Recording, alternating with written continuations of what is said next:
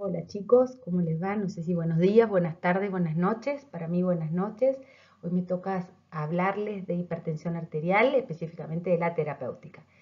Bueno, este es un tema muy importante y frecuente.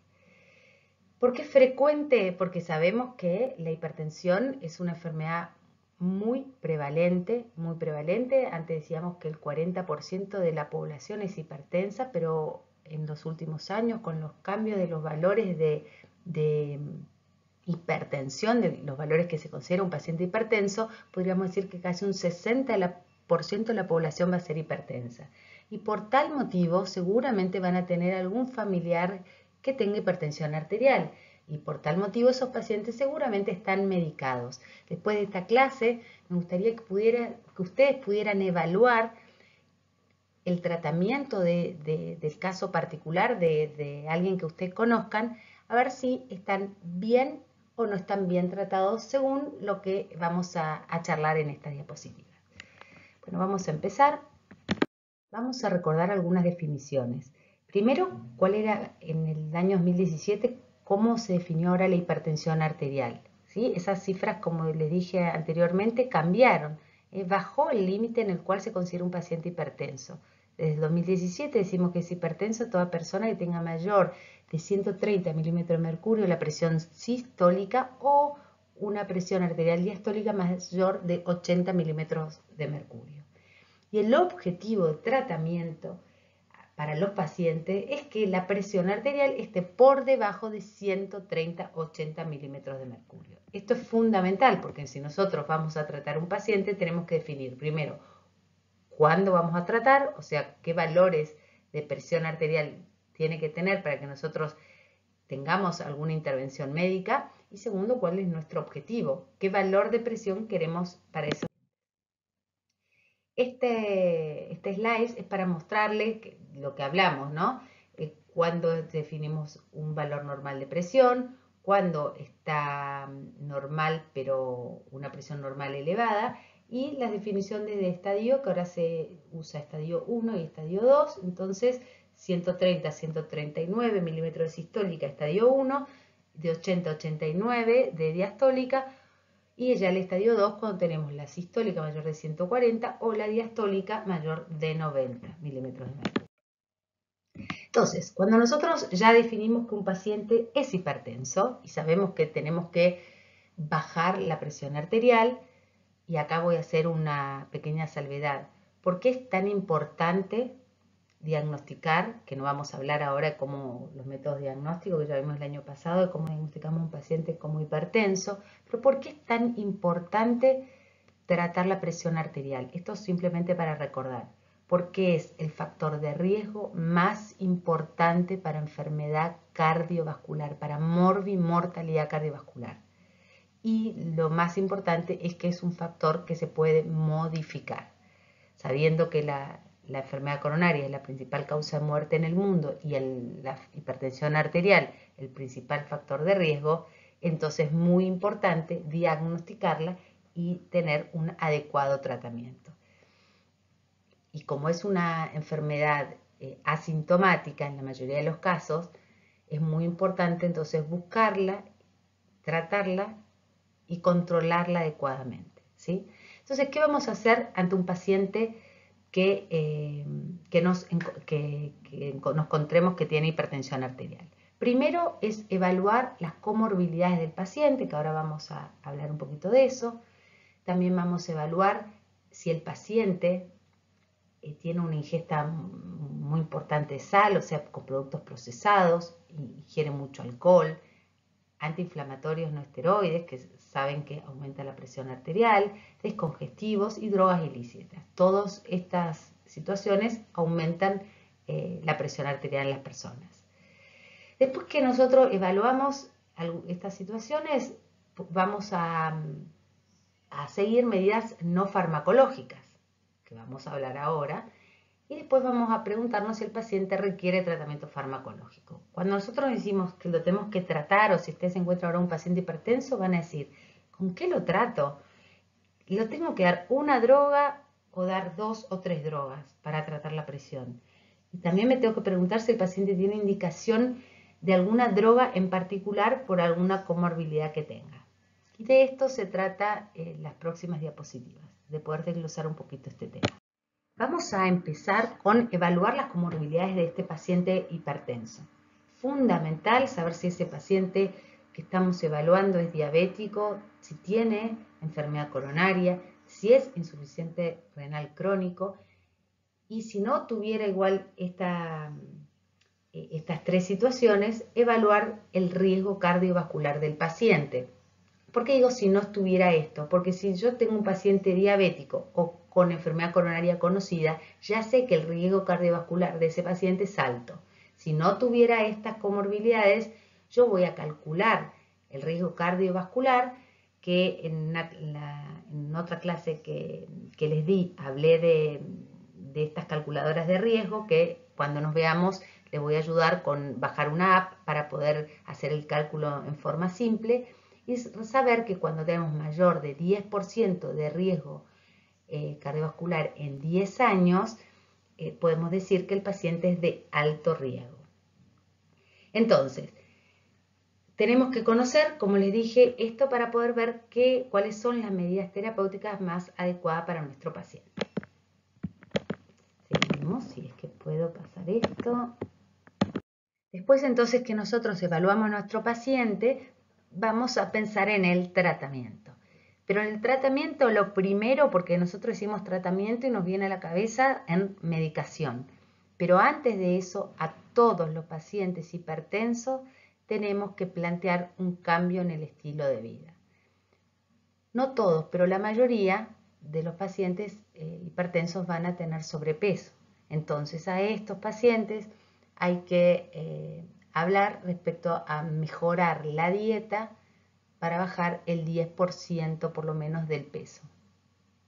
Hay que estimular el realizar ejercicio aeróbico, idealmente por lo menos 5 veces por semana, 30 minutos todos los días. Y respecto entonces a cambio en el estilo de vida, tenemos que, fundamental, estimular a la disminución de la ingesta de sal. Nuestra comida habitualmente tiene 3 gramos, más cercano a 4 gramos de sal por día. Tenemos que bajar idealmente a 1,5 gramos de ingesta de cloruro de sodio por día. Aumentar las comidas más ricas en potasio y obviamente suspender los medicamentos que elevan la presión arterial, que fueron lo que describí en diapositiva anterior. Y llegamos a lo más divertido de la charla, que es el tratamiento farmacológico. ¿Qué drogas vamos a utilizar para tratar la presión arterial? Tenemos que recordar siempre que hay 4 grupos de drogas que son de primera línea para tratar la presión arterial. Ellas son los diuréticos tiacídicos, los IECA, los ARA2 y los bloqueantes de los canales de calcio. Estos 4 tipos de medicamentos han demostrado ser igualmente efectivos en disminuir el riesgo cardiovascular de los pacientes. El único clase de remedios que han dejado de estar, que estaban hace un par de años como primera línea, son los beta bloqueantes, porque tienen disminución de la protección para la producción de un stroke, sobre todo en pacientes mayores de 60 años. Esta diapositiva la puse para que recuerden siempre lo que dice, me están hablando los chicos, que la reducción de la presión arterial es el mayor determinante de la reducción del riesgo cardiovascular, no la elección del antihipertensivo. Vamos a empezar con hablar un poquito de cada grupo de estos remedios de primera línea. Vamos a empezar con los diuréticos. Tenemos los diuréticos tiacídicos como la hidroclorotiazida y los de tipo tiacídicos como la clortalidona e indapamida. La dosis de la clortalidona y la hidroclorotiazida son los más conocidos. Van un rango muy cortito o muy estrecho entre 12,5 y 25 miligramos, porque dosis más altas como 50 miligramos lo único que hacen es aumentar la posibilidad de efectos adversos y no de mejorar los valores de presión arterial. Respecto a los efectos adversos, hay que tener cuidado con esta medicación. La posibilidad de hipocalemia puede ocurrir hasta un 8% de los casos y de hiponatremia, sobre todo en mujeres mayores de 65 años. Tenemos que tener en cuenta que estos efectos ocurren sobre todo al iniciar el tratamiento, por lo cual hay que controlar a las 2-3 semanas de iniciado, hacer un ionograma, o cuando cambiamos, subimos la dosis, por ejemplo, de 12,5 a 25 miligramos. Y respecto a la diferencia entre estos tipos, hidrocloro y clortalidona, se han hecho estudios que evidenciaron que la clortalidona es más efectiva en disminuir el riesgo cardiovascular y sobre todo en disminuir los valores de presión arterial, porque tiene una mayor duración de acción que la hidroclorotiazida. Ahí se ha hecho un gran metaanálisis que se demostró que el riesgo cardiovascular de los pacientes mejoró un 12% con clortalidona versus hidroclorotiazida, lo mismo con el riesgo de insuficiencia cardíaca, que disminuyó en un 21% con clortalidona comparado con hidroclorotiazida. Por lo cual, si tenemos que elegir un diurético, vamos a elegir preponderantemente la clortalidona versus la hidroclorotiazida. ¿Qué población se ve más beneficiada con el uso de diuréticos?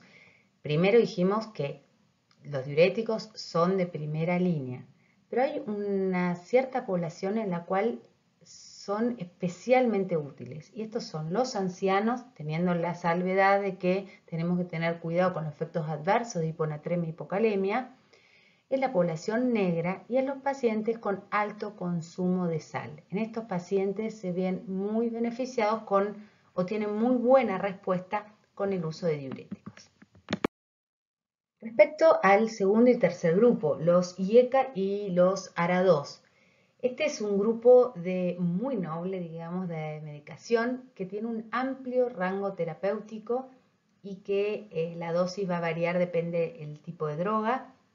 Y tenemos también mucha variedad de remedios. De los IECA, ahí van a ver que hay un montón disponibles en Argentina, lo mismo que los ARA2 también son muchos y todos muy efectivos.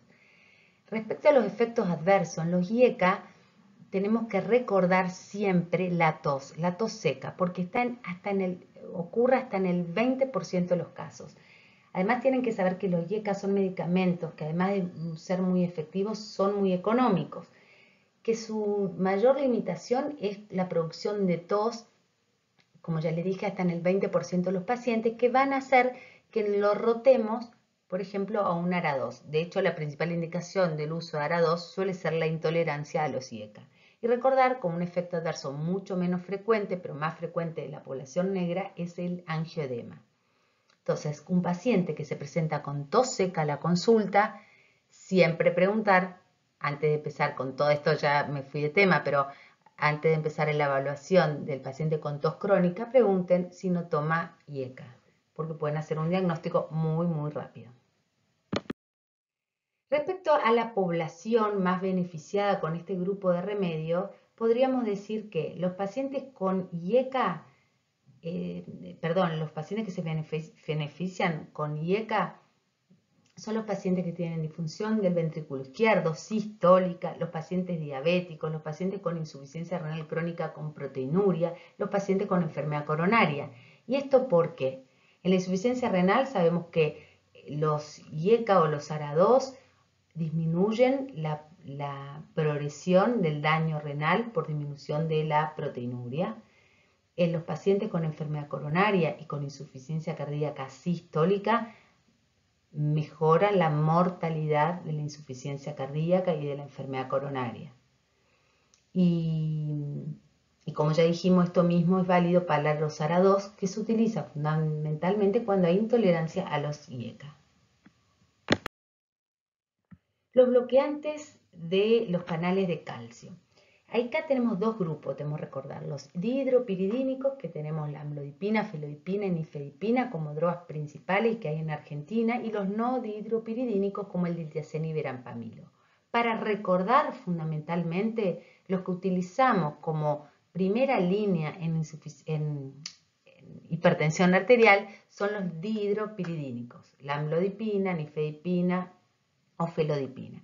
La dosis como les dije en la diapositiva anterior, es, al igual que el diurético, muy estrecha. El rango terapéutico es de 12,5 a 10 miligramos. En general, de hecho, solemos arrancar con 5 miligramos y de ahí pasamos a 10. Y si el paciente no tiene buena respuesta, cambiamos de medicación o agregamos otra. Porque dosis más altas lo único que hacen es aumentar los efectos adversos y no mejoran los valores de presión arterial. Es fundamental recordar esto. Respecto a los efectos adversos, son muy fáciles, también muy frecuentes. El edema es el mayor limitante del uso de los bloqueantes de los canales de calcio, porque puede ser un efecto adverso muy molesto y nos hace que en muchos casos tengamos que cambiar. Y de los no hidropiridínicos, que tienen indicaciones particulares que casi no se utilizan, excepto algunas excepciones, como vamos a ver con fibrilación auricular, o sea, el paciente que uno quiere manejar la frecuencia cardíaca, no utiliza el diltiazeno de veranpamilo para control de presión arterial. En ellos el efecto adverso más frecuente es la constipación. Y entonces, ¿en qué población es más beneficioso los bloqueantes de los canales de calcio? En los ancianos son muy efectivos, en los pacientes de raza negra, cuando tenemos que asociar, que eso ya vamos a ver más adelante, cuando vamos a asociar remedios, es una muy buena asociación usar los IECA o los ARA2 junto al bloqueante canal de calcio dihidropiridínicos. Y como dijimos antes, los no dihidropiridínicos los utilizamos en pacientes que tengamos una indicación como una fibrilación auricular, que querramos controlar la frecuencia cardíaca, o podemos utilizarlo en pacientes con enfermedad coronaria y fracción de eyección conservada, en el cual muchas veces tengan alguna contraindicación para beta bloqueantes. Respecto a los antihipertensivos de segunda línea, tenemos los beta bloqueantes. O sea, no deberíamos dar beta bloqueantes a los pacientes como primera línea, excepto una indicación particular.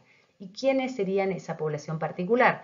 Los pacientes que tengan enfermedad coronaria, porque sabemos que la mejora en la mortalidad de los pacientes con enfermedad coronaria usando beta bloqueantes. Lo mismo que se ha demostrado en los trials en los pacientes con disfunción del ventrículo izquierdo, junto con los IECA, y para el control de la frecuencia cardíaca en pacientes con FA. Esas serían indicaciones por la cual yo a un paciente voy a tratar la hipertensión sola o en asociación con otra medicación con beta bloqueantes, porque tenga, voy a repetir, enfermedad coronaria, porque tenga insuficiencia cardíaca con FEI alterada, o que tenga un paciente con fibrilación auricular y yo tenga que controlar la frecuencia cardíaca con esta medicación.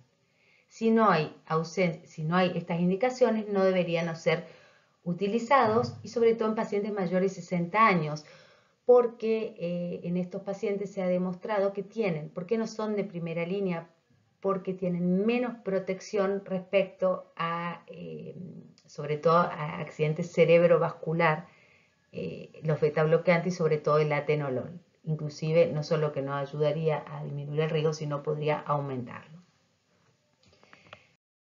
Bueno, entonces una vez que ya hablamos un poquito de cuáles serían las opciones terapéuticas para los pacientes, uno podría plantearse ahora, a ver, yo puedo iniciar con 4 grupos de drogas, puedo elegir cualquiera, aunque puedo tener alguna indicación particular según la comorbilidad del paciente. Pero me tengo que preguntar, ¿qué hago? ¿Le voy a dar una sola medicación? ¿Por qué? No sé, mi abuela toma un solo remedio y mi tío toma 2. ¿Y por qué mi mamá toma 3? ¿Cuándo voy a usar terapia secuencial o cuándo voy a usar terapia combinada? Cuando usamos la monoterapia, primero tenemos que saber que pensamos en usar monoterapia en los pacientes que tienen hipertensión primaria leve. ¿Y cuándo es leve? Cuando tienen menos de 20 de sistólica o 10 de diastólica por arriba del objetivo de la presión que nosotros queremos de tensión arterial. O sea, por arriba de 130-80, ¿ok? Tenemos que saber que el 30-50% de los pacientes van a tener buena respuesta a un tratamiento único de hipertensión. Por ejemplo, yo elijo IECA, tengo hasta 50% de probabilidad de que el paciente responda a esa medicación. Pero hay diferencias individuales. Hay una persona que puede tener buena respuesta con enalapril y otra persona también con hipertensión leve puede no tenerla. Y acá después vamos a ver qué voy a hacer. ¿Voy a subir dosis del remedio o voy a cambiar? Lo más lógico es cambiar porque tal vez no responda a una droga, como por ejemplo IECA, pero por ahí puede responder bien a un diurético. Y si no responde bien a un diurético, por ahí responde bien a un beta bloqueante. En conjunto, probando con diferentes drogas, seguramente voy a encontrar la medicación más adecuada para el paciente particular. ¿En qué situaciones voy a usar el tratamiento, las medidas no farmacológicas como única opción? Si el paciente me plantea, pero doctora, yo no quiero usar medicación. Hay mucha gente que se asusta teniendo que usar medicación que casi es de por vida. Entonces, el paciente le plantea, ¿qué puedo hacer para no tomar medicación? Primero, saber que el paciente puede utilizar medidas como único tratamiento no farmacológico en el caso que no tenga comorbilidades. Si ese paciente es diabético, si ese paciente tiene insuficiencia renal crónica, por ejemplo, enfermedad coronaria, no hay chance, tengo que usar medicación. Si quiero que al paciente le vaya mejor.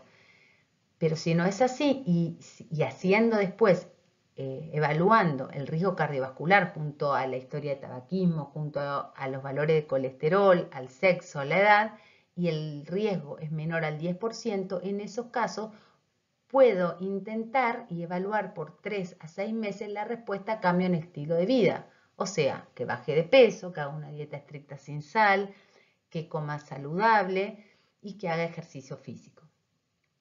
Y respecto a la dosis de los antihipertensivos,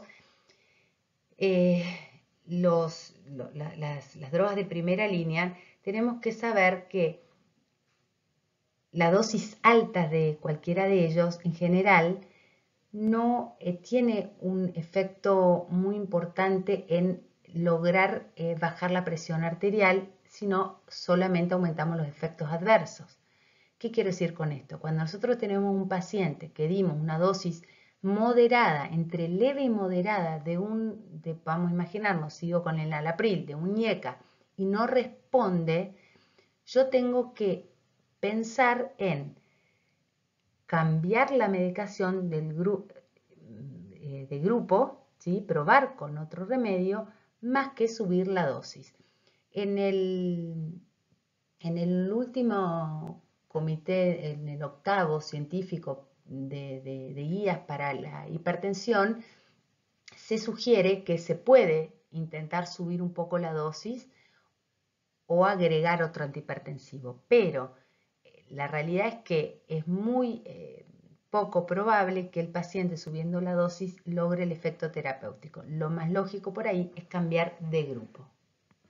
Y para esto se utiliza la terapia secuencial, que es cuando cambiamos la clase de droga hipertensiva en vez de subir la dosis o agregar una segunda droga cuando no se logra el objetivo al mes de tratamiento. O sea, es decir, yo pruebo con enalapril, el paciente al mes con dosis moderada, por ejemplo 10 miligramos, y el paciente no ha logrado el objetivo, puedo cambiar la droga, como por ejemplo cambiar por un diurético o cambiar por un beta bloqueante, elijo cualquiera de las dos y evalúo la respuesta.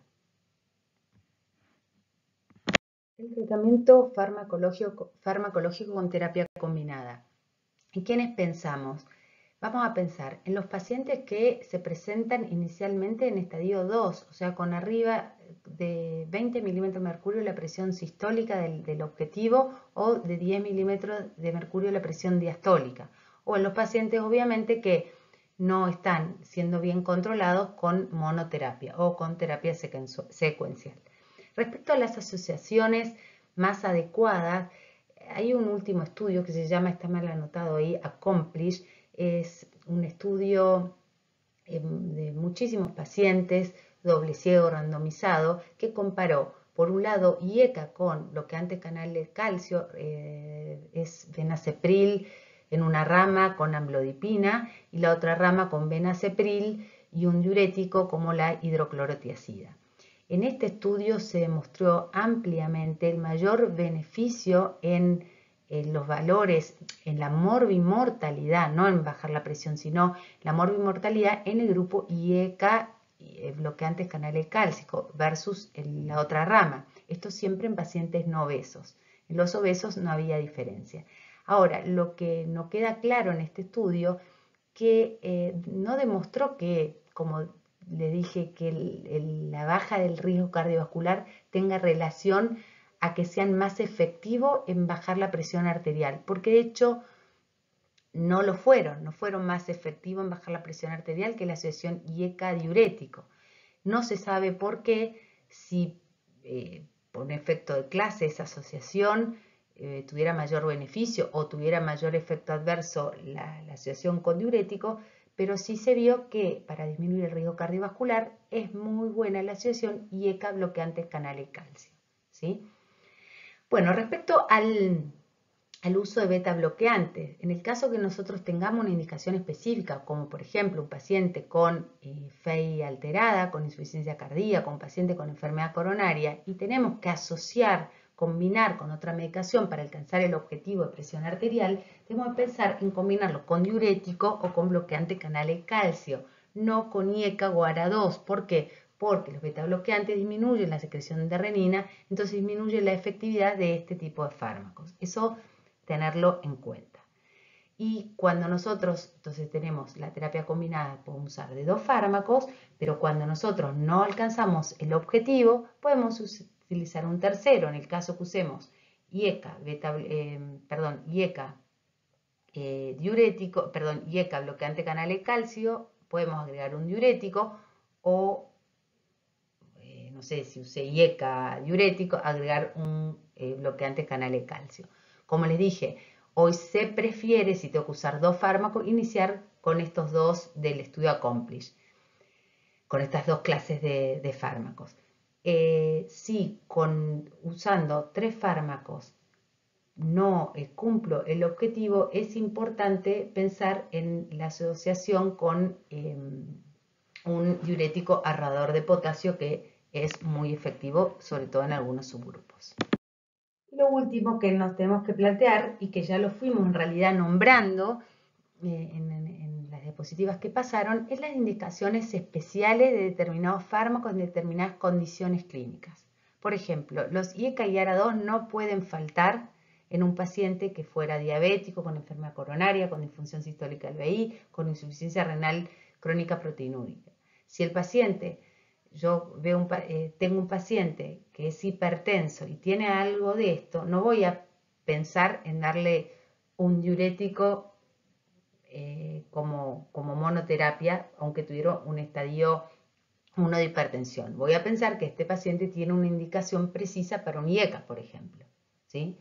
Respecto a los beta bloqueantes, dijimos, no son de primera línea, excepto que el paciente tenga alguna comorbilidad específica, como la fibrilación auricular para control de frecuencia cardíaca, enfermedad coronaria y función sistólica del VI. En estos pacientes seguramente no van a estar como monoterapia, pero sí van a estar asociados. Y recuerden que no es muy efectiva la combinación beta bloqueante y IECA, aunque justo en este grupo que tiene enfermedad coronaria, por ejemplo, disfunción sistólica del VI, seguramente van a tener estos 2 fármacos.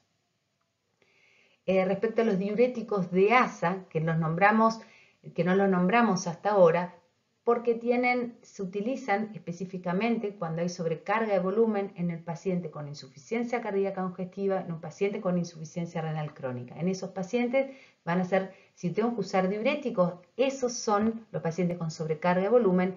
La furosemida, por su gran eficacia, va a ser el diurético de elección. Siempre atento al efecto adverso, sobre todo de la hipocalemia que puede producir. Respecto a los diuréticos antagonistas de la aldosterona, se utilizan la eplerenona o la espironolactona, no me salía, en los pacientes con insuficiencia cardíaca, función renal preservada por la toxicidad que puede haber por la producción de hipercalemia, y estos han demostrado tener efectos, sabemos, en la mortalidad de la insuficiencia cardíaca con disfunción sistólica. Para terminar la clase, me gustaría que repasemos esta primera diapositiva con todo lo que vimos hasta ahora. Habíamos hablado inicialmente que cuando hacemos el diagnóstico de hipertensión arterial, tenemos que evaluar, siempre pensando en el tratamiento, porque no estuvimos hablando de evaluar el daño órgano blanco, no hablamos de cómo hacer el diagnóstico de hipertensión, sino pensando en el tratamiento. Y hablamos de evaluar las comorbilidades del paciente, también hablamos de ver cuál era el consumo del paciente de sal, de alcohol, de remedios que pudieran aumentar la presión arterial. Y hablamos del tratamiento no farmacológico a todos los pacientes, que se trata de las medidas higiénico-dietéticas. Después estuvimos hablando un poquito más profundo de las drogas para la presión arterial. Y estuvimos viendo cuáles eran las drogas. Recuerdan las cuatro clases de drogas que eran la primera línea, y hablamos un poquito de cada una en particular respecto a cuáles eran, a cuáles eran las dosis, cuáles eran los efectos adversos más comunes de cada una. También hablamos de qué íbamos a iniciar en el paciente, si vamos a hacer monoterapia o de inicio íbamos a combinar drogas, cuáles eran las posibles asociaciones o las mejores asociaciones, y finalmente vimos si el paciente tenía alguna indicación particular de medicación antihipertensiva según la comorbilidad del paciente.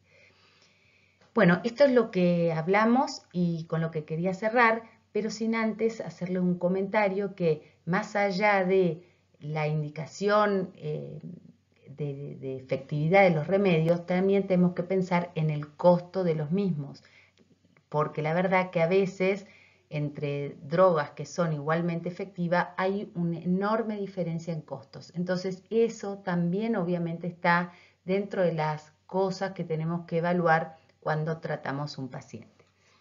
Yo les voy a dejar ahora ahora van a ver, ya está la diapo de muchas gracias, pero yo al final, se ve que la puse mal, les dejo esta diapositiva que lamentablemente está en inglés, pero les dejé un cuadrito para que vean la cantidad de marcas, digamos, de clases de drogas dentro de los 4 grupos de primera línea, la dosis de cada una, las indicaciones y los efectos adversos.